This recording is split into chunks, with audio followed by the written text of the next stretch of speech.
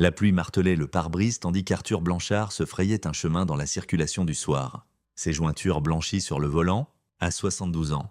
Il pensait avoir vu tout ce que le monde pouvait lui infliger, 30 ans en tant que procureur fédéral. Une autre décennie à conseiller des entreprises du Fortune 500 sur les litiges d'entreprise. Il avait construit des empires et les avait démolis avec la même précision, mais l'appel téléphonique qu'il avait reçu 2 heures plus tôt avait ébranlé quelque chose dans sa poitrine qu'il n'avait pas ressenti depuis la mort de sa femme. « Papa !» La voix de Colin avait été à peine un murmure. « J'ai besoin de toi ?» Son fils ne demandait jamais d'aide. Pas quand sa femme Kelly était morte 3 ans plus tôt, pas quand il avait perdu son cabinet d'architecture, pas quand Arthur savait. Mon Dieu, il savait que Colin se noyait, l'orgueil coulait dans le sang des Blanchards comme du fer. Et cela leur avait coûté à tous deux plus qu'ils ne l'admettraient jamais. Arthur se gara sur le parking de l'hôpital. L'enseigne néon d'urgence projetait des ombres rouges sur les espaces vides. Memorial General. Il avait donné assez d'argent à cet endroit pour qu'une aile porte son nom. Mais ce soir, il n'était pas là en tant que bienfaiteur. Les portes automatiques s'ouvrirent et l'odeur antiseptique l'assaillit immédiatement. Ce mélange unique de désinfectant et de désespoir que chaque hôpital portait comme un uniforme, le hall principal était presque vide, un agent de sécurité lui fit un signe de tête depuis son bureau, Arthur passa devant le kiosque d'information, devant la boutique de cadeaux fermée avec ses fleurs fanées derrière la vitre, suivant les panneaux vers l'aile pédiatrique, ses chaussures en cuir italien claquaient sur le linoléum. Chaque pas résonnant dans le silence fluorescent, il trouva Colin dans une salle d'attente au 4e étage. Arthur s'arrêta sur le seuil, sentant quelque chose se briser dans sa poitrine. Son fils était affalé sur une chaise en plastique, les coudes sur les genoux, le visage dans les mains. Les vêtements de Colin étaient froissés, la même chemise boutonnée qu'il avait portée à l'enterrement de Kelly, maintenant tachée et chiffonnée, ses cheveux, autrefois impeccablement coiffés, pendaient mous et gras, une barbe inégale et négligée couvrait sa mâchoire. Il semblait avoir vieilli de 20 ans en 3. Colin. La tête de son fils se releva d'un coup, des yeux rougis par les larmes rencontrèrent ceux d'Arthur, et pendant un moment, aucun ne parla, le visage de Colin était émacié, creusé par quelque chose de plus profond que le chagrin. « Où est Sema ?» demanda Arthur, forçant sa voix à rester stable. Sa petite fille, âgée de 7 ans, la seule lumière restante dans le monde de Colin après la mort de Kelly. Le rire de Colin sortit brisé. « Les parents de sa mère ne me laissent pas la voir. » Il se leva, chancelant légèrement. « Elle est malade depuis 3 semaines. Pneumonie. Ont-ils dit ?» Sa voix se brisa. « Ils ont dit que si je m'approche de sa chambre, ils me feront arrêter. » Arthur sentit une froide fureur s'installer dans ses os. Ernie et Donna Dawson, il les avait rencontrés exactement 3 fois. Au mariage de Colin, au baptême d'Emma et à l'enterrement de Kelly, chaque fois, il avait senti quelque chose de pourri sous leur façade agréable de banlieusards. Sur quel motif ? Ils ont obtenu une ordonnance d'éloignement d'urgence. Colin sortit un papier froissé de sa poche. Ça dit que je suis un danger pour Emma, que je suis instable, que je... Il ne put terminer. Arthur prit le document, le parcourant d'un œil exercé, la signature du juge Morrison, un charlatan élu sur sa plateforme. Dur avec le crime. Et sa rhétorique sur les valeurs familiales, l'ordonnance était temporaire, valable 2 semaines. Mais elle pouvait être prolongée. Les allégations étaient vagues, mais accablantes. Comportement erratique, abus de substances, incapacité à s'occuper d'un enfant mineur. As-tu été notifié d'autre chose ? Colin secoua la tête. Je suis venu dès que j'ai appris qu'Emma était admise. Donna était dans le couloir. Elle m'a vu et s'est mise à hurler. Elle a dit que c'était ma faute, que j'étais en train de la tuer comme j'avais tué Kelly. Sa voix descendit à un murmure. La sécurité m'a escorté dehors. Je suis assise ici depuis 6 heures. Papa, ma fille est malade et je ne peux même pas lui tenir la main. Arthur observa son fils. Sous l'épuisement et le désespoir, il voyait le petit garçon qui s'était écorché le genou en apprenant à faire du vélo, l'adolescent qui avait veillé toute la nuit pour construire des maquettes de bâtiments, le jeune homme qui était tombé amoureux de Kelly Dawson dans un café un mardi pluvieux. Cet homme était toujours là, enterré sous 3 années de destruction systématique. « Reste ici », dit Arthur.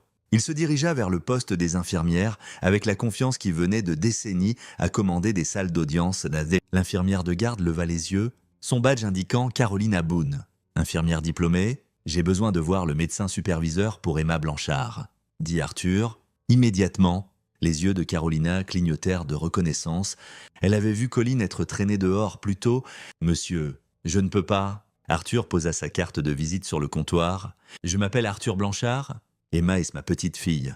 Je suis aussi le principal donateur du Centre Blanchard pour les soins pédiatriques, qui, si je ne me trompe pas, est l'endroit où nous nous trouvons actuellement. » Il garda une voix professionnelle et mesurée. « Je ne suis pas ici pour causer des problèmes. Je suis ici pour m'assurer que ma petite fille reçoit les soins dont elle a besoin, avec son père présent, comme c'est son droit légal. Il y a une ordonnance d'éloignement que j'ai examinée. » Arthur sortit un dossier en cuir de son manteau. « J'ai aussi examiné les dossiers médicaux d'Emma, auxquels j'ai accès en tant que mandataire médical. Vous trouverez la documentation ici, signée par les deux parents il y a 3 ans. À la naissance d'Emma, il étala les papiers sur le comptoir. Procuration médicale signée par Colin et Kelly Blanchard, accordant à Arthur l'autorité de décision en cas d'incapacité ou d'incapacité des deux parents à remplir leurs devoirs. C'était standard pour toute famille avec des actifs importants. Quelque chose qu'Arthur avait insisté pour obtenir. Carolina étudia les documents, puis leva les yeux vers lui. « Les Dawson disent qu'ils ont la garde. Montrez-moi l'ordonnance judiciaire leur accordant la garde. » Silence. Carolina jeta un regard à une autre infirmière, une femme plus âgée aux cheveux gris acier. « Il n'y en a pas, dit Arthur calmement, parce que Colin Blanchard n'a jamais vu ses droits parentaux révoqués. Il n'a jamais été accusé d'abus ou de négligence.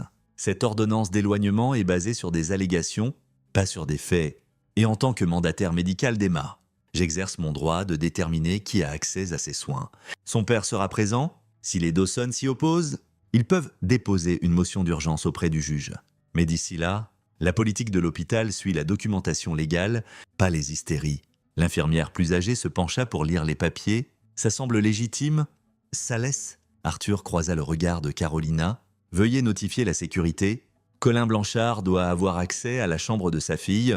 Ernie et Donna Dawson doivent être escortés hors de l'aile pédiatrique. S'ils refusent de partir volontairement, vous avez ma permission d'appeler la police? Je déposerai une plainte pour harcèlement. » Carolina décrocha le téléphone. 10 minutes plus tard, Arthur se tenait dans le couloir tandis que 2 agents de sécurité s'approchèrent de Colin. Son fils leva les yeux, la peur traversant son visage. « Monsieur Blanchard, » dit l'agent plus âgé, d'un ton respectueux, « nous sommes ici pour vous escorter jusqu'à la chambre de votre fille. » Les yeux de Colin trouvèrent ceux d'Arthur. « Papa, va voir ta fille, » dit Arthur. Tandis que Colin suivait les agents dans le couloir, Arthur entendit des cris de l'autre direction. Donna Dawson surgit au coin, le visage rouge de rage. C'était une femme mince dans la fin de la soixantaine, vêtue de vêtements décontractés chers, qui criait l'appartenance à un country club. Derrière elle, Ernie Dawson avançait péniblement, un homme corpulent au visage rouge et aux yeux trop petits pour sa tête. « Vous ne pouvez pas faire ça !» hurla Donna, chargeant vers Arthur. « Il a tué ma fille. Il va tuer Emma aussi. » Arthur ne bougea pas. Il tint sa position, les mains dans les poches, et attendit qu'elle s'approche assez pour sentir son eau de Cologne. « Madame Dawson, » dit-il calmement, « je suis Arthur Blanchard. Nous nous sommes rencontrés. Je sais qui vous êtes. » Elle tremblait de fureur. « Vous pensez que votre argent peut... Je pense que la loi peut... » interrompit Arthur. « Votre fille est morte dans un accident de voiture il y a 3 ans. Le rapport de police, l'autopsie, la toxicologie, tout est concluant. Accident de la route. Pas de crime. Il aurait aussi bien pu l'être. » La voix de Donna se brisa. Il la rendait malheureuse. Elle allait le quitter. Alors, elle l'aurait fait. La voix d'Arthur était glaciale. Mais elle ne l'a pas fait. Et elle a laissé Colin comme unique tuteur d'Emma dans son testament. « Pas vous, pas Monsieur Dawson. » Ernie s'avança, sa voix un grognement bas. « Écoutez-moi bien. Non. » Le seul mot d'Arthur trancha l'air comme une lame. « Écoutez-moi. Vous avez interféré avec le droit d'un père à voir son enfant. Vous avez déposé de fausses allégations pour obtenir une ordonnance d'éloignement. Vous avez harcelé le personnel de l'hôpital. Si vous approchez de nouveau Colin ou Emma sans une ordonnance judiciaire valide, je vous ferai arrêter pour interférence dans la garde. Nous sommes ses grands-parents. » Le visage de Donna était violet maintenant. Moi aussi. Arthur se pencha assez près pour voir les capillaires éclater dans ses yeux. La différence, c'est que j'ai de la documentation, une documentation légalement contraignante qui me donne l'autorité sur les soins médicaux d'Emma. Vous n'avez rien d'autre que du bruit? Un agent de sécurité s'approcha. « Monsieur et Madame Dawson, vous devez quitter l'aile pédiatrique. »« Ce n'est pas fini, » dit Ernie. Les poings serrés, Arthur sourit alors. Un sourire froid et prédateur. « Non, ce n'est pas fini, parce que demain, je vais faire quelque chose de pire. » Il les regarda être escortés. les protestations de Donna résonnant dans le couloir, puis il se tourna et marcha vers la chambre d'Emma ou par la petite fenêtre de la porte. Il pouvait voir Colin assis près d'un petit lit, tenant la main de sa fille, ses épaules secouées de sanglots silencieux.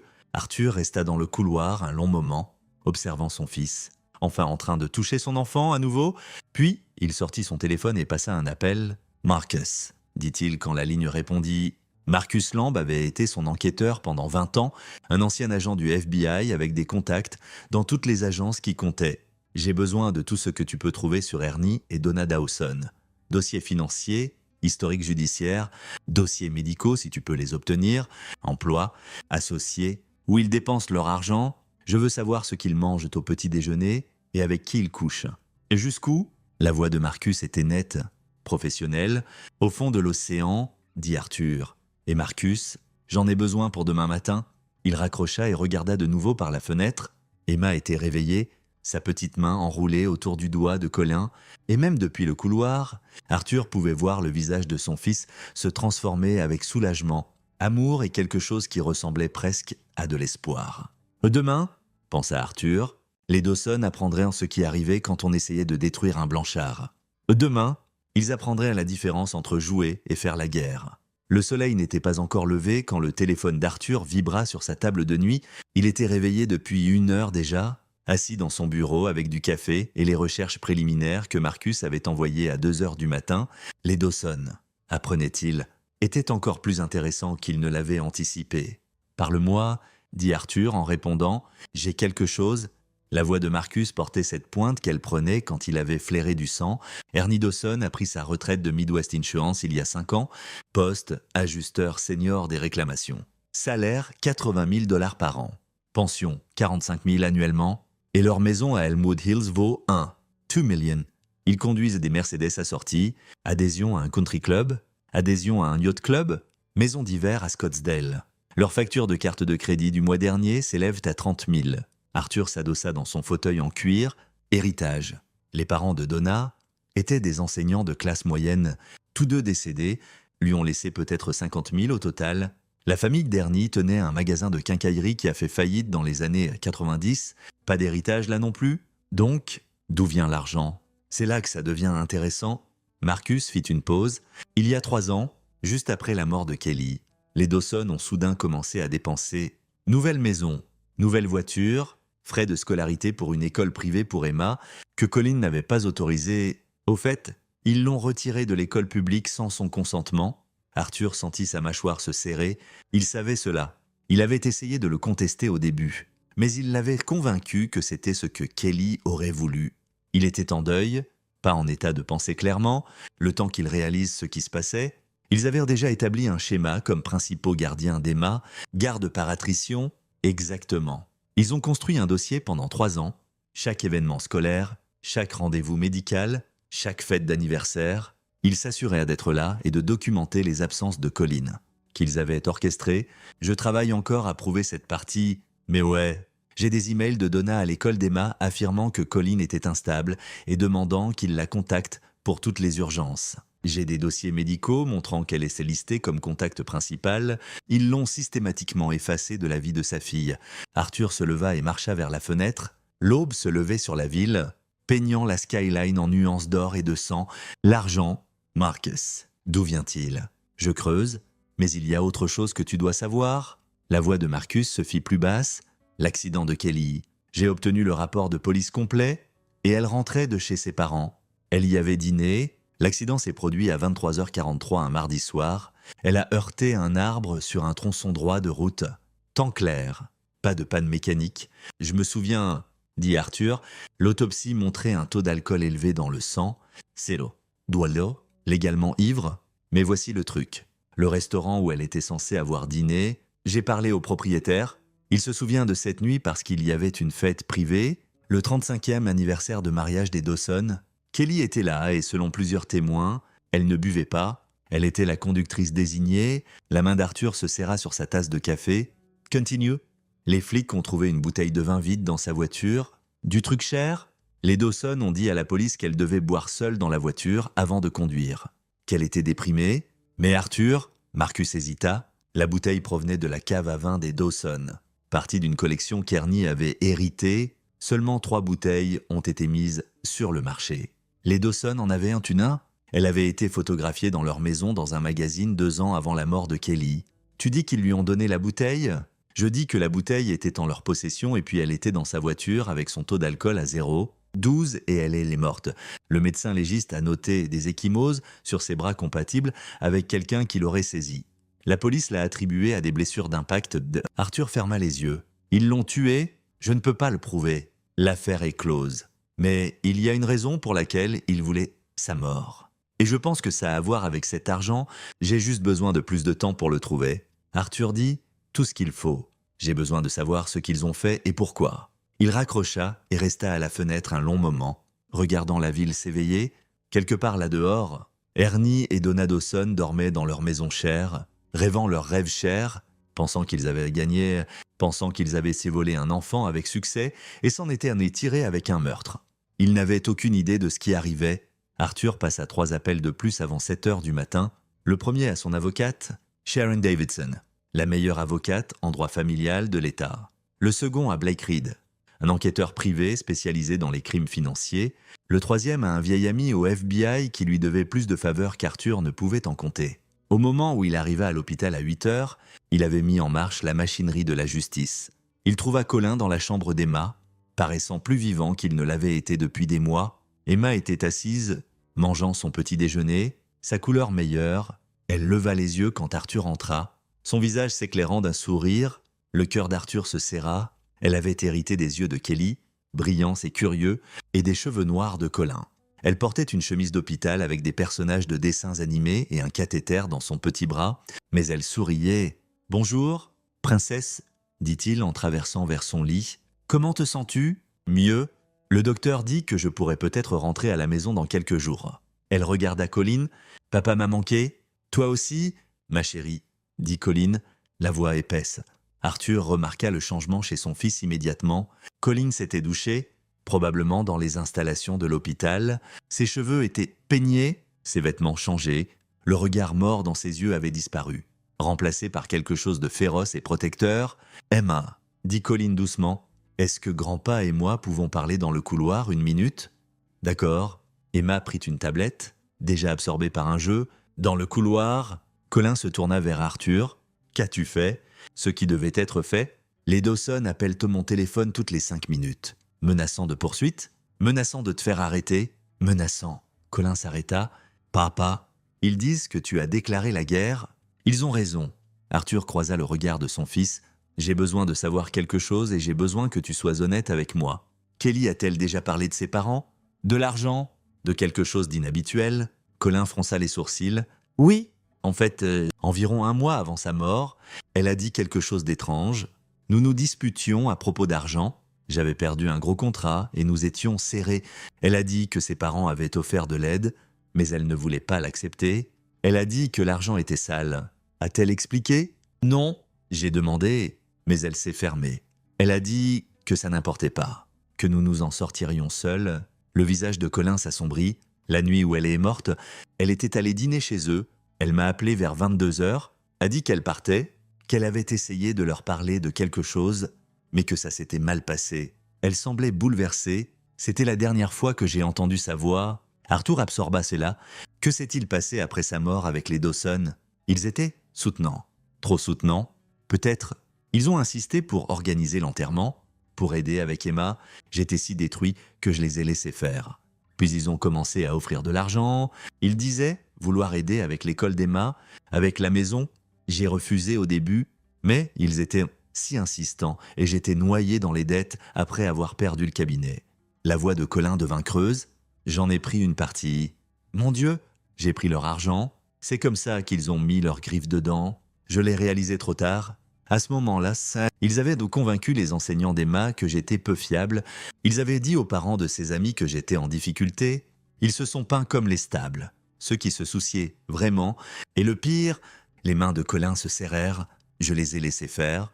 J'étais si brisé après la mort de Kelly que je les ai juste laissés prendre le contrôle. Arthur serra l'épaule de son fils. Ça s'arrête maintenant. Je vais t'obtenir la garde complète d'Emma. Je vais exposer tout ce que les Dawson cachent et je vais m'assurer qu'ils ne s'approchent plus jamais de ta fille.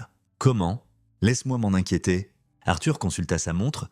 Concentre-toi sur Emma. Sois le père dont elle a besoin. Laisse-moi m'occuper des Dawson. Colin l'étudia un long moment. Tu vas les détruire, n'est-ce pas? Oui, bien, dit Colin calmement, parce qu'ils ont détruit Kelly et ils ont essayé de me détruire.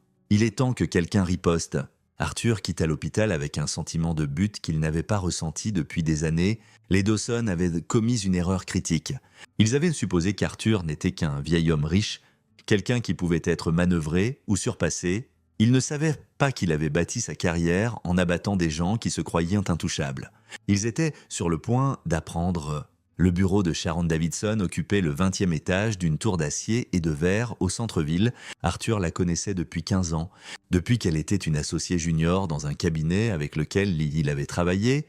Elle était devenue l'une des avocates en droit familial les plus redoutées de l'État, avec une réputation pour laisser les conseils adverses en ruine. Elle leva les yeux quand il entra, son expression déjà informée. « J'ai entendu parler de l'hôpital. Les Dawson ont retenu Frédéric Jamison. » Arthur haussa un sourcil.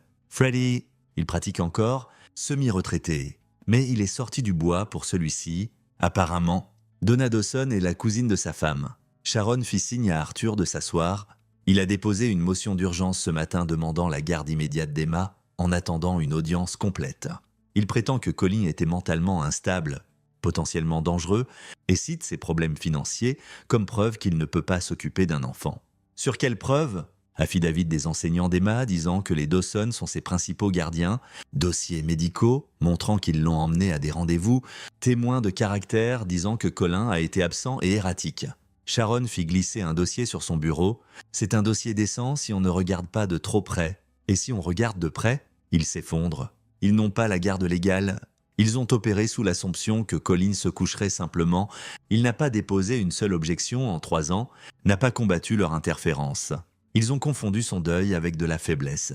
Il a fini de faire son deuil, dit Arthur. Maintenant, il est en colère. Bien, la colère est utile. Sharon sortit un autre dossier. J'ai rédigé une contre-motion. Nous demandons le rétablissement immédiat des droits parentaux complets de Colin, la cessation de tout contact des Dawson avec Emma sauf visite supervisée, et une enquête sur leur conduite. Je demande aussi un audit médico-légal de tout argent qu'ils ont donné à Colin. Et pourquoi ? À quelle vitesse pouvons-nous avancer ? Le juge Morrison a signé leur ordonnance d'éloignement originale, mais il s'est récusé. Apparemment, il a réalisé qu'il avait dépassé les bornes. L'affaire a été réassignée au juge Carolina Boone. Arthur cligna des yeux. L'infirmière d'hier soir, différentes personnes. Le juge Carolina Boone est une juge de la famille sans fioriture qui suit réellement la loi. Nous n'aurions pas pu avoir plus de chance. Sharon s'adossa. Mais Arthur, j'ai besoin de savoir quel est ton vrai plan ici. Ce n'est pas juste à propos de la garde. Ils ont tué leur fille, dit Arthur platement. L'expression de Sharon ne changea pas. Peux-tu le prouver ? Pas encore, mais je le ferai. Alors nous construisons 2 affaires. L'une publique, qui concerne la garde et la protection d'Emma, et l'une privée, qui concerne la justice pour Kelly. Les yeux de Sharon brillèrent. J'assume que tu as des ressources travaillant sur la seconde partie. Multiples. Alors, je me concentre sur la première. L'audience est prévue pour vendredi, dans 3 jours. Peux-tu garder Colin propre d'ici là ? Il reste à l'hôpital avec Emma jusqu'à sa sortie. Après ça, il reste avec moi. Bien, garde-le visible. Garde-le sobre. Garde-le en bon père. J'ai besoin que la juge voie un homme qui reprend sa vie en main. Pas quelqu'un qui spirale. Sharon se leva. Et Arthur, quoi que tu planifies d'autre, garde-le hors de mes livres. Toujours, dehors. Arthur appela Blake Reed. L'enquêteur répondit à la première sonnerie. « J'ai une piste », dit Blake sans préambule. Ernie Dawson avait un second emploi pendant les 10 dernières années de sa carrière, consultant pour une compagnie appelée Midwest Settlement Group. Il se spécialise dans les règlements structurés, aidant les gens qui gagnent des procès à gérer leurs paiements. Et il y a 3 ans, une de leurs clientes était une femme nommée Rosalie Swanson. Elle a gagné un procès pour faute médicale pour 8 millions. Elle a opté pour un paiement structuré sur 30 ans. Ernie Dawson était son conseiller. Arthur sentit les pièces s'assembler. Il lui a volé. Je ne peux pas le prouver encore, mais voici ce que je sais. Rosalie est morte il y a 2 ans. Cause naturelle. Cancer. Mais son règlement aurait dû aller à sa succession. Au lieu de ça, il a disparu. La compagnie prétend qu'il a été payé correctement, mais les records sont un désordre. Combien parlons-nous ? Si Ernie écumait, ça pourrait être des millions. Les paiements mensuels seuls étaient de 20 000. S'il a redirigé même une portion, Blake fit une pause. Je pense que Kelly l'a découvert.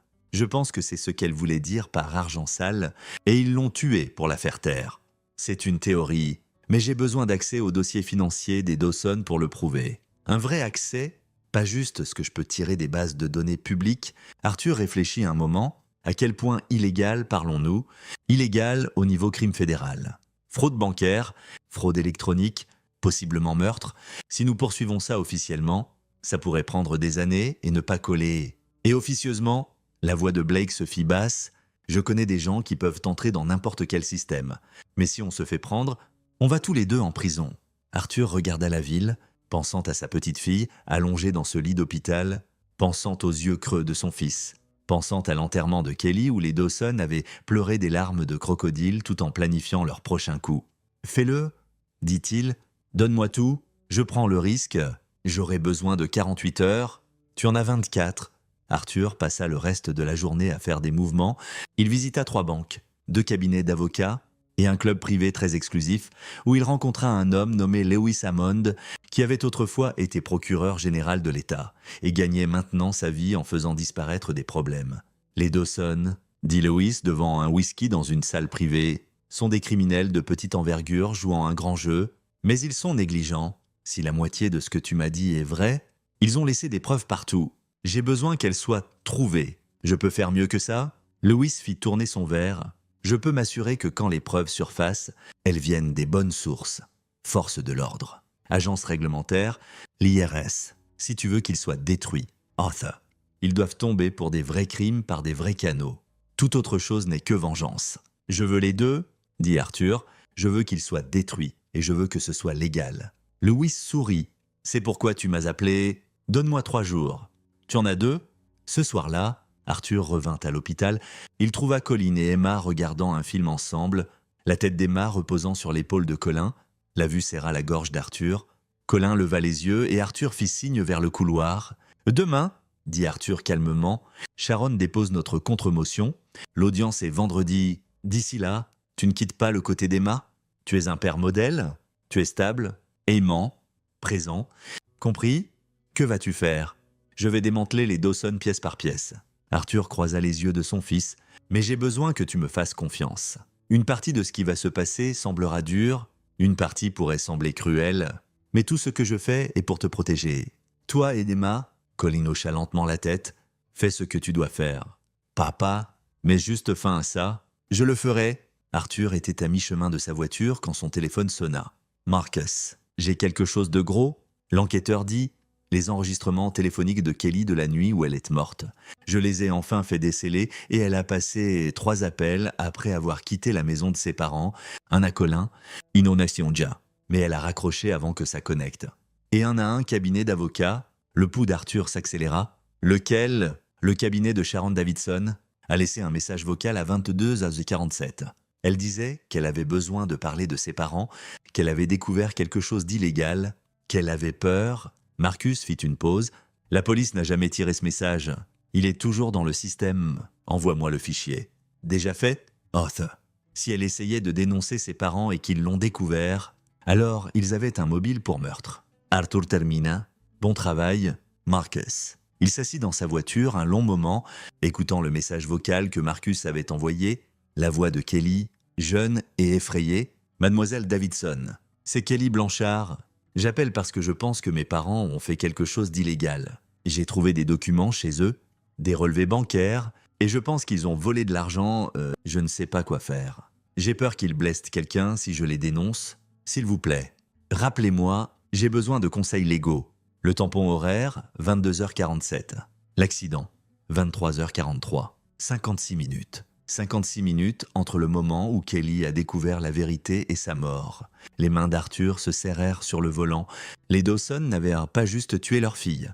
Ils l'avaient assassinée pour couvrir leur crime, puis avaient systématiquement détruit Colin et essayé de voler Emma pour maintenir leur vie confortable bâtie sur de l'argent volé et des mensonges. Il sortit son téléphone et passa un dernier appel. « Donna Dawson », dit-il quand elle répondit, sa voix tranchante de suspicion. « Vous avez craché ? Vous pensez que vous avez gagné quelque chose ? On se verra au tribunal, monsieur Blanchard. On verra comment votre argent tient contre eux. J'ai trouvé le message vocal, dit Arthur calmement. Silence. Je sais ce que Kelly a découvert. Je sais pour la fraude sur les règlements, je sais pour Rosalie Swanson, et je sais que vous avez tué votre fille pour la faire taire. Vous êtes fou, mais la voix de Donna vacilla. Demain matin, je donne tout au FBI. D'ici demain après-midi, vous serez sous enquête pour fraude, détournement et meurtre. D'ici vendredi, vous serez arrêté. Et Emma, la voix d'Arthur se fit froide. Vous ne la verrez plus jamais? Pas à travers une vitre, pas sur des photos, pas dans vos cauchemars. Vous êtes fini, Donna. Vous êtes terminé. Je voulais juste que vous sachiez que c'était moi. Il raccrocha avant qu'elle puisse répondre. Laissez-les passer cette nuit dans la peur. Laissez-les comprendre ce qui arrivait. Demain, le vrai travail commençait. Le bureau de Blake Reed était dans un entrepôt reconverti dans le quartier industriel, le genre d'endroit qui n'annonçait pas ses services. Arthur arriva à l'aube, entrant par une porte non marquée qui requérait 3 contrôles de sécurité séparés. À l'intérieur, Blake était assis entouré de moniteurs d'ordinateurs, ses doigts volant sur les claviers. « Dis-moi que tu as quelque chose », dit Arthur. Blake ne leva pas les yeux. « J'ai tout… » La question est si tu es prêt à l'utiliser. Il afficha un écran montrant un labyrinthe de transactions financières. Ernie Dawson n'a pas juste volé à Rosalie Swanson. Elle était l'une de 7 clientes qu'il a fraudées sur une période de 10 ans. Montant total volé, environ 14 millions. Arthur se pencha en avant. Comment l'a-t-il fait? Les règlements structurés sont payés sur le temps. Ernie mettait en place les paiements, mais créait des sociétés écrans pour intercepter un pourcentage.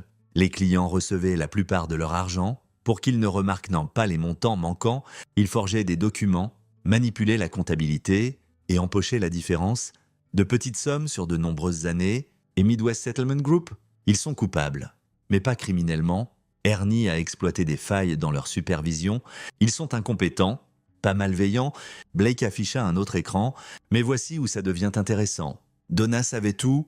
Elle est co-signataire sur les comptes des sociétés écrans. Elle a aidé à créer la fausse documentation. Ce n'était pas Ernie agissant seul. C'était un partenariat. Kelly a trouvé les documents.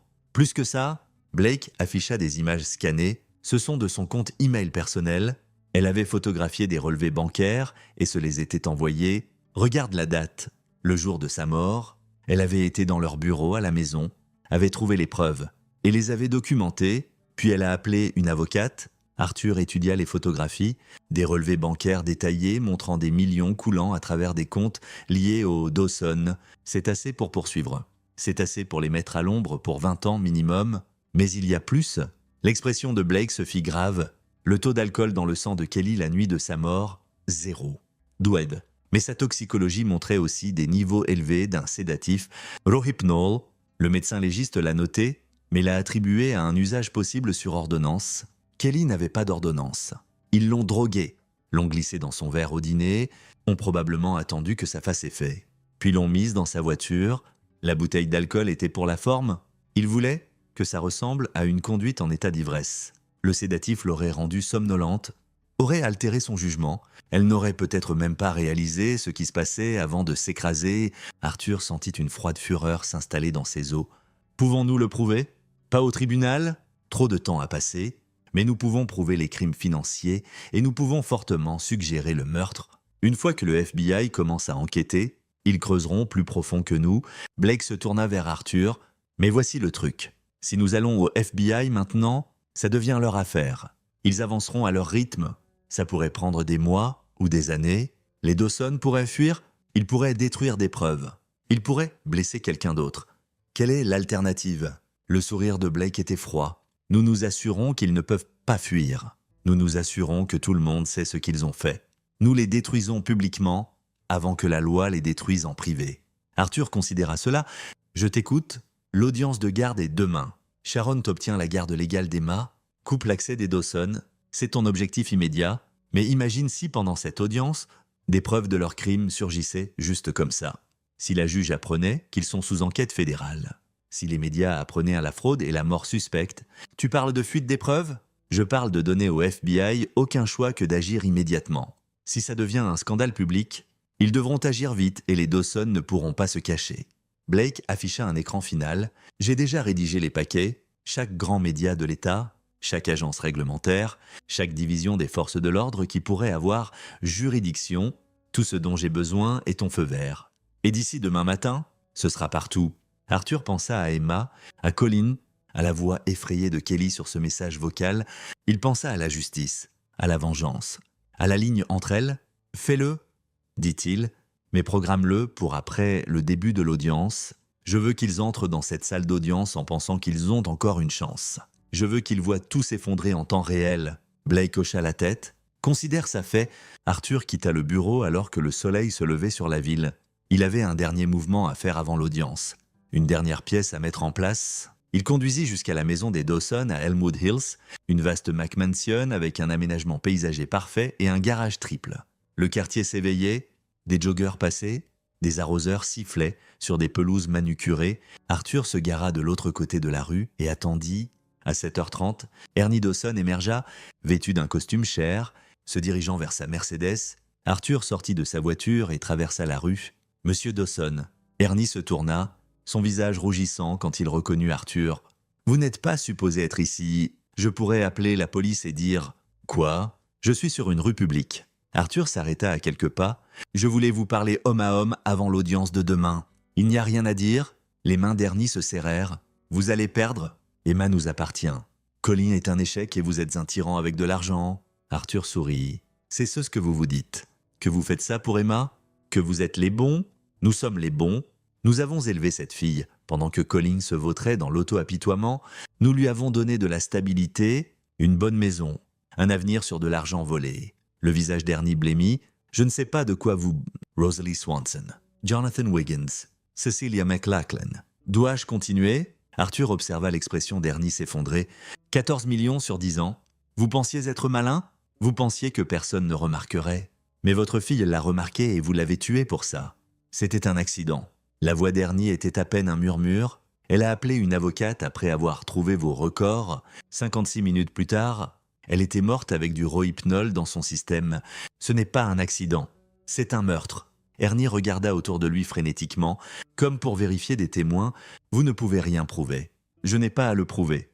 Le FBI le fera. Arthur s'approcha. Demain, pendant l'audience, chaque média de l'État va publier des histoires sur votre fraude. Chaque agence des forces de l'ordre va recevoir des preuves de vos crimes. À midi, vous serez arrêtés. Le soir, vous serez célèbre. Le couple qui a volé des millions et a tué leur propre fille pour couvrir ça. Non. Les jambes d'Ernie semblèrent céder. Il s'appuya sur sa voiture pour se soutenir. Non. Vous ne pouvez pas faire ça. Nous rendrons l'argent. Nous disparaîtrons. Laissez-nous juste. Laissez-vous quoi ? Gardez Emma. Continuez votre vie confortable. La voix d'Arthur était d'acier. Vous avez détruit mon fils ? Vous avez volé sa fille ? Vous avez assassiné sa femme ? Il n'y a pas de marché ici. Ernie, pas de négociation, seulement des conséquences. S'il vous plaît, Ernie pleurait maintenant. Donna ira en prison ? Elle n'est pas assez forte pour ça. Ça la tuera. Vous auriez dû y penser avant de tuer Kelly ? Arthur se tourna et revint à sa voiture, laissant Ernie Dawson sanglotant contre sa Mercedes. Le reste de la journée passa en préparation. Sharon affina ses arguments. Marcus compila les paquets d'évidence finaux. Blake mit en place les publications automatisées, programmées pour être en ligne à 10h, exactement quand l'audience de garde était prévue pour commencer. Ce soir-là, Arthur visita Colin et Emma à l'hôpital. Emma sortait le lendemain matin, assez en bonne santé pour rentrer. Colin paraissait mieux qu'Arthur ne l'avait vu depuis des années. Propre, concentré, présent. « Demain », dit Colin, « tout ça finit. »« Demain, ça finit ?» Arthur confirma. « D'une façon ou d'une autre ? J'ai pensé à Kelly, » dit Colin calmement. « À comment je l'ai laissé tomber ? Comment je ne l'ai pas protégé d'eux ? Tu ne pouvais pas savoir. J'aurais dû… » La mâchoire de Colin se serra haut. Elle essayait de me dire que quelque chose n'allait pas. Elle avait peur d'eux vers la fin. Je pensais qu'elle était juste stressée par l'argent. Je n'ai pas écouté. Alors honore sa mémoire en étant là pour Emma maintenant, en étant le père dont elle a besoin. Colin hocha la tête. Je le ferai. Je le promets. Arthur les laissa ensemble, père et fille, et conduisit chez lui à travers les rues sombres de la ville. Demain serait le point culminant de tout ce qu'il avait construit, chaque mouvement qu'il avait fait. Demain, les Dawson feraient face à la justice. Il se versa un whisky et s'assit dans son bureau, regardant une photo de Kelly de temps plus heureux, son jour de mariage. Riant avec Colin, jeune et vivante et pleine d'espoir. « Je suis désolé de ne pas avoir pu te sauver, dit-il à la photo, mais je peux sauver ta fille et je peux les faire payer. » Son téléphone vibra. Marcus, juste en train de clore des détails. L'enquêteur dit « Je pensais que tu voudrais savoir. Le FBI m'a appelé. Quelqu'un les a typés sur les Dawson. Ils ouvrent une enquête officielle à partir de demain matin. » Arthur sourit. « Timing parfait. Une chose de plus, » dit Marcus. « J'ai retrouvé l'officier répondant de l'accident de Kelly. À la retraite maintenant, je lui ai dit ce que nous avons trouvé. Il se souvient de cette nuit. Il dit que quelque chose l'a toujours dérangé sur la scène. Mais ses supérieurs ont poussé pour une clôture rapide. Il est prêt à témoigner si ça en arrive là. »« Excellent travail, Marcus. » Arthur raccrocha et leva son verre à la photo. « La justice arrive. »« Kelly, » dit-il doucement, « je te le promets. Demain, les Dawson entreraient dans cette salle d'audience en s'attendant à un simple combat de garde. Au lieu de ça, ils entreraient dans leur propre destruction, soigneusement orchestrée et absolument inévitable. » Arthur Blanchard avait passé sa carrière à détruire des gens qui pensaient être au-dessus des lois. Les Dawson étaient sur le point d'apprendre qu'ils avaient choisi la mauvaise famille à détruire. La salle d'audience était bondée. Arthur arriva tôt, prenant sa place derrière Sharon Davidson à la table des plaignants. Colin s'assit à côté de lui, portant un costume qu'Arthur lui avait acheté. Paraissant chaque centimètre le père responsable, il l'avait toujours été sous le deuil. De l'autre côté de l'allée, les Dawson étaient assis avec Frederick Jamison, le visage de Donna tendu de rage à peine contrôlé, Ernie paraissant comme s'il n'avait pas dormi. Le juge Carolina Boone entra précisément à 10 heures, son expression sévère.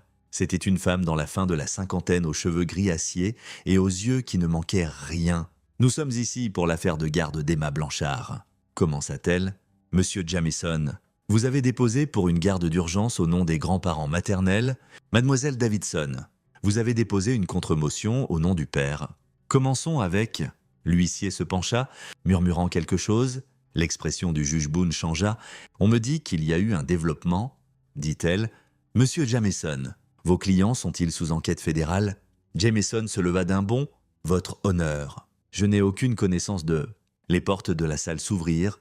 2 agents du FBI entrèrent, montrant leur badge. « Ernie et Donna Dawson, » dit l'agent principal. « Nous avons un mandat pour votre arrestation sur des charges de fraude électronique, fraude postale et conspiration pour commettre une fraude.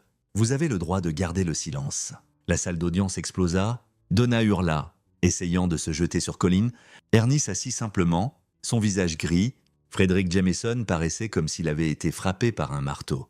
Le marteau du juge Boone claqua comme un coup de feu. Ordre, ordre dans cette cour. Tandis que les agents menottaient les Dawson, Sharon se leva avec fluidité. « Votre honneur. À la lumière de ce développement, je demande le rejet immédiat de la pétition de garde des Dawson et la restauration complète des droits parentaux de M. Colin Blanchard. »« Accordé, » dit immédiatement le juge Boone. « Monsieur Blanchard, votre fille est sous votre garde exclusive. L'ordonnance d'éloignement est dissoute, cette affaire est close. » Tandis que les Dawson étaient emmenés, les yeux de Donna trouvèrent ceux d'Arthur. La haine y était pure, mais dessous, il y avait quelque chose d'autre. De la peur, elle savait que ce n'était que le début. Dehors de la salle d'audience, les reporters grouillaient. Blake avait timé ça parfaitement. Chaque grand média publiait l'histoire. Couple local arrêté dans un schéma de fraude de plusieurs millions. Des questions entourent la mort de la fille qui pourrait avoir découvert le crime. La couverture était partout. Implacable et accablante. Sharon tira Arthur à l'écart. L'agent du FBI m'a dit quelque chose d'intéressant. Ils construisent en cette affaire depuis des semaines. Apparemment, une source anonyme leur a fourni une documentation extensive. Arthur ne dit rien. Cette source anonyme les a aussi aidés à découvrir des preuves suggérant que la mort de Kelly Dawson pourrait ne pas avoir été accidentelle. Il rouvre l'enquête. Les yeux de Sharon brillèrent. Qui que soit cette source, elle est très minutieuse. La justice a une façon de trouver les coupables, dit Arthur. Colin émergea du tribunal, Emma tenant sa main. Elle paraissait confuse par tout le tumulte, mais elle souriait. En sécurité avec son père. « Papa, » dit Colin, la voix brisée. « Merci, ne me remercie pas encore, » dit Arthur. « Ce n'est que le début. Le procès prendra des mois. Les Dawson combattront à chaque étape. Laisse-les combattre, » dit Colin. « Ils ont déjà perdu. » Le procès devint une sensation médiatique. Au cours des mois suivants, les preuves s'accumulèrent. Des comptables légistes tracèrent chaque dollar volé. Des victimes se présentèrent. des familles qui avaient été fraudées, leurs règlements siphonnés par la cupidité des Dawson. L'enquête du FBI sur la mort de Kelly découvrit des témoins qu'il avait vu se disputer avec ses parents cette nuit-là, qui avaient entendu Donna dire que Kelly allait tout ruiner. Le rapport du médecin légiste fut réexaminé, le rohypnol, le timing, les circonstances suspectes. Tout pointait vers un acte criminel, bien que des charges de meurtre n'aient jamais été déposées en raison de preuves insuffisantes. L'implication planait sur le procès comme un nuage d'orage. Ernie Dawson craqua le premier, face à des preuves écrasantes. Il prit un accord de plaidoyer, 20 ans en prison fédérale en échange de son témoignage contre Donna. Son témoignage fut dévastateur. Il décrivit comment ils avaient été volés des gens vulnérables pendant des années, comment Donna avait été l'architecte du schéma, comment ils avaient vécu un mensonge bâti sur la souffrance des autres. Et il admit ce qui s'était passé la nuit de la mort de Kelly. Elle a trouvé les documents. Ernie témoigna, la voix creuse. Elle nous a confrontés, a dit qu'elle allait à la police. Donna a paniqué. Elle a mis quelque chose dans le vin de Kelly, a dit que ça la calmerait juste, la rendrait somnolente pour qu'on puisse lui parler raison. Mais Kelly est partie avant que ça fasse pleinement effet. Nous avons essayé de l'arrêter, mais elle est montée dans sa voiture. Nous ne voulions pas qu'elle s'écrase. Nous ne pouvions juste pas la laisser nous dénoncer. La salle d'audience était silencieuse tandis qu'il parlait. Colin s'assit raide, les larmes coulant sur son visage. Arthur garda sa main sur l'épaule de son fils, Stable, présent. Donna Dawson ne montra aucun remords, même tandis que les preuves la détruisaient, même tandis que les victimes témoignaient de leur vie ruinée. Elle maintenait qu'elle n'avait rien fait de mal, que l'argent était mérité, que Kelly avait été ingrate, que Colin leur avait volé Emma. Le jury délibéra pendant 3 heures. Coupable sur tous les chefs, Donna reçut 25 ans, Ernie eut ses 20. Tous deux serviraient leur peine dans des établissements différents, séparés pour toujours. L'argent volé fut récupéré et rendu aux victimes. Les actifs des Dawson furent saisis. La maison, les voitures, chaque luxe acheté avec des fonds volés, tout revint aux gens qu'ils avaient détruits. 6 mois après la fin du procès, Arthur s'assit dans son jardin arrière, regardant Colin et Emma jouer. Colin avait reconstruit son cabinet d'architecture, décrochant plusieurs contrats majeurs. Emma s'épanouissait. De retour à l'école publique, entourée d'amis, le regard hanté avait quitté les yeux de son fils, remplacé par quelque chose qu'Arthur n'avait pas vu depuis des années, la paix. Sharon Davidson le rejoignit sur la terrasse. Acceptant le verre de vin qu'il offrit, l'association du barreau a fini son enquête sur Frederick Jamison. Elle dit qu'il a été radié pour n'avoir pas correctement vérifié ses clients et pour avoir déposé des motions basées sur des informations frauduleuses. Apparemment, les Dawson lui avaient bien promis une part de leur argent s'il les aidait à obtenir la garde d'Emma. Une autre pièce corrompue retirée de l'échiquier. Tu as l'air satisfait ? Je le suis. Arthur sirota son vin. La justice a été rendue. Les coupables ont été punis. Ma famille est entière à nouveau. Ta famille est entière parce que tu as démantelé la vie de 2 personnes avec une précision chirurgicale.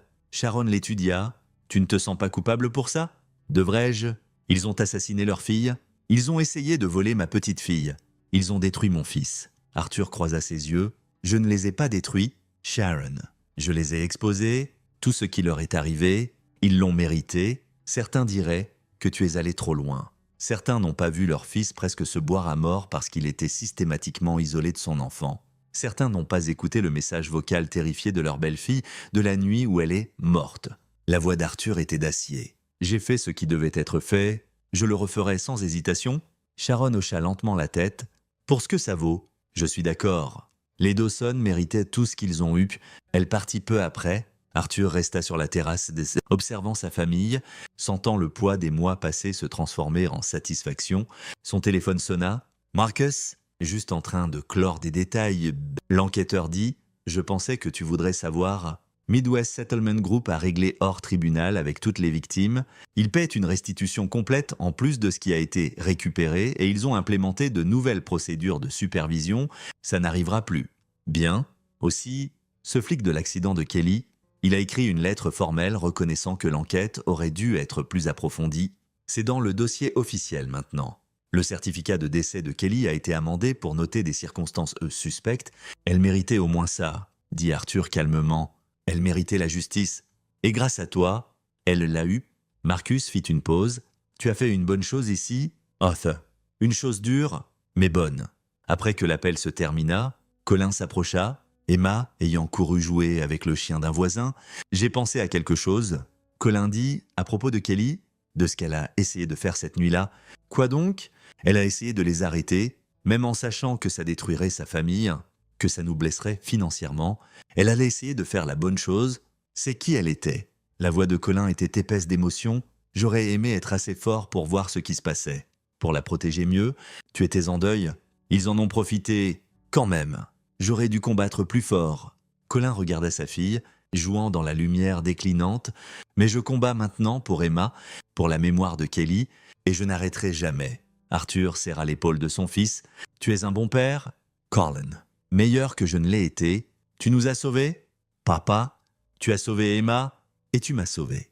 Je ne pourrai jamais rembourser ça. Tu n'as pas à le rembourser. Tu dois juste être heureux. C'est tout ce que j'ai toujours voulu. Ils restèrent ensemble dans un silence confortable, regardant Emma rire et jouer, en sécurité et aimée, et libre, de l'ombre des gens qui avaient essayé de détruire sa famille. 1 an plus tard, Arthur reçut une lettre, courrier de prison, d'Ernie Dawson. Il faillit la jeter sans l'ouvrir, mais la curiosité l'emporta, la lettre était courte. « Monsieur Blanchard, je sais que vous ne me pardonnerez pas, je ne mérite pas le pardon, mais je voulais que vous sachiez que je pense à Kelly tous les jours. À ce que nous lui avons fait, à votre fils, à Emma, j'étais faible. J'ai laissé Donna me convaincre que l'argent n'importait pas, que les gens à qui nous volions ne le manqueraient pas.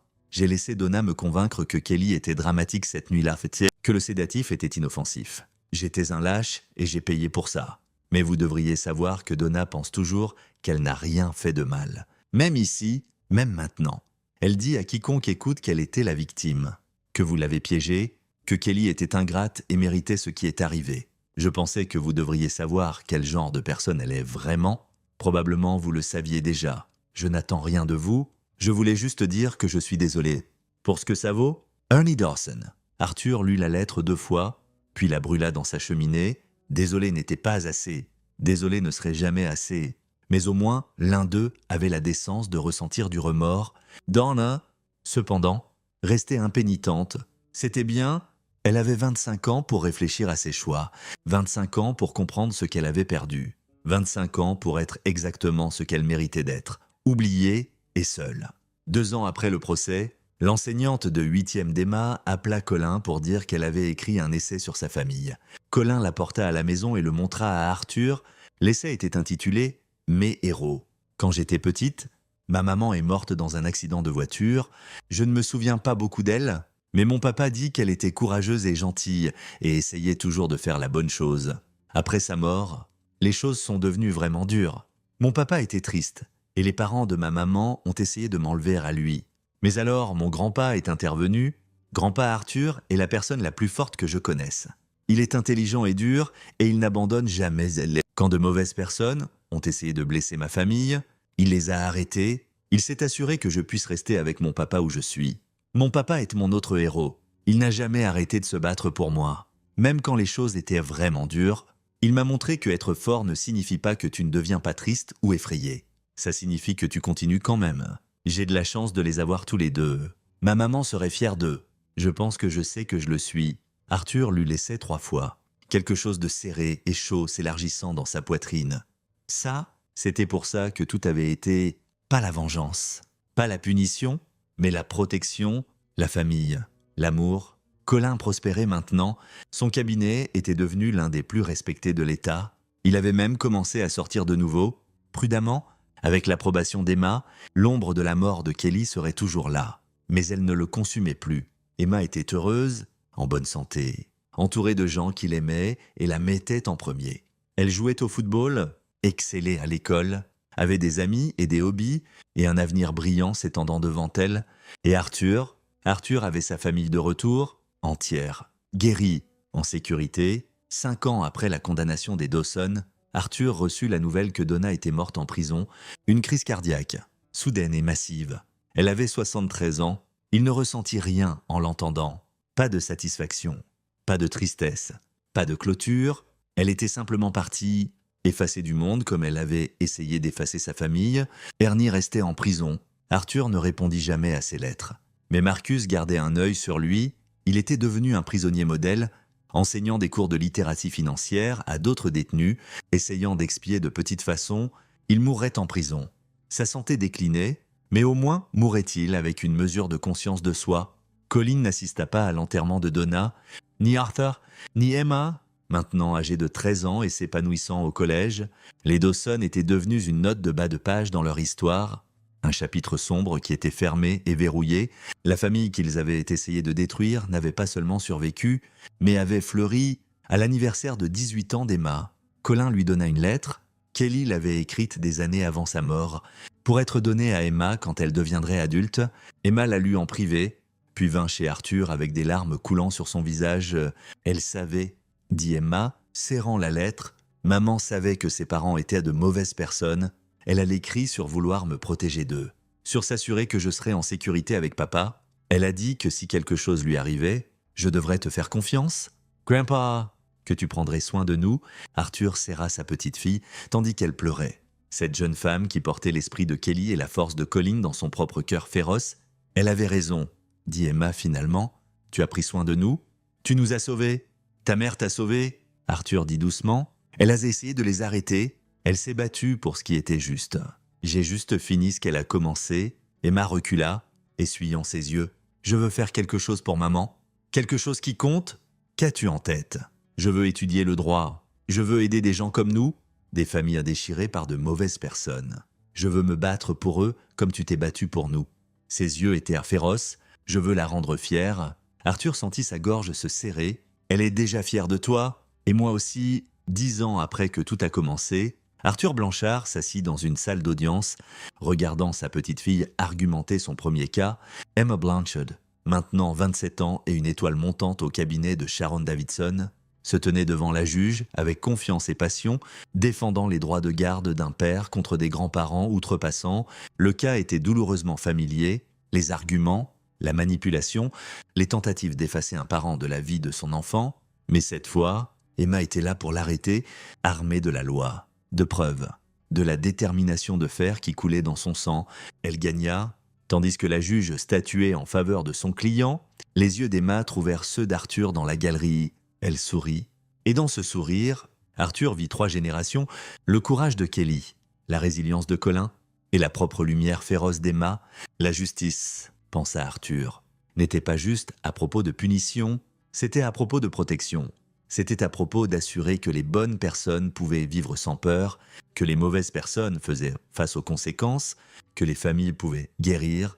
Il avait passé toute sa carrière à se battre pour la justice dans des salles d'audience et des salles de conseil, mais le combat le plus important de sa vie avait été pour sa famille, pour son fils, sa petite fille, et la mémoire de la jeune femme qui avait essayé de faire la bonne chose et l'avait payée de sa vie.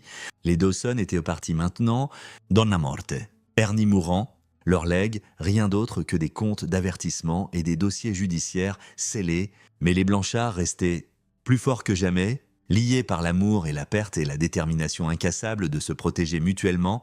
Colin s'approcha, maintenant 50 ans et distingué. Son cabinet d'architecture, l'un des plus réussis de la région, il tapa sur l'épaule d'Arthur. « Elle est quelque chose, n'est-ce pas ?»